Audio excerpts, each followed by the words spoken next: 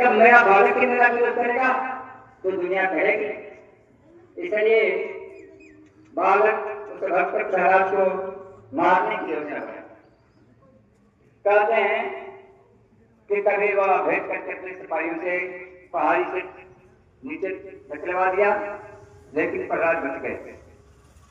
बंद कोठरी में करके उस तट भेजा, प्रहलाद बच गए। मतवाले हाथी के आगे फेंका, प्रहलाद बच गए। अर्थात भिन्न भिन्न प्रकार से वो प्रयत्न किया कि प्रहलाद मर जाए, लेकिन वो मरे नहीं। अंत में उसको एक उपाय सूझी। उसकी बहन थी होलिका, और होलिका को एक वरदान था कि वह आग में नहीं जल सकती। कुछ लोग कहते हैं कि उसके पास एक ऐसा वस्त्र था जिसको ओढ़ कर बैठ जाए तो वह जल नहीं सकती। जो भी हो, आग में न जलने का उसको वरदान था।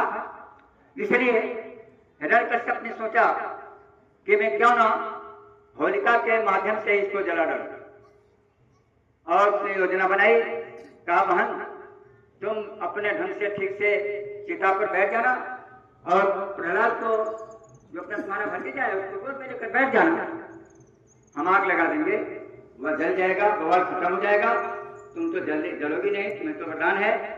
और ऐसा ही किया। लेकिन ऐसा करने पर परिणाम उल्टा आया। कहते हैं भगवान जिसकी रक्षा करना चाहेगा उसे कोई मार नहीं सकता।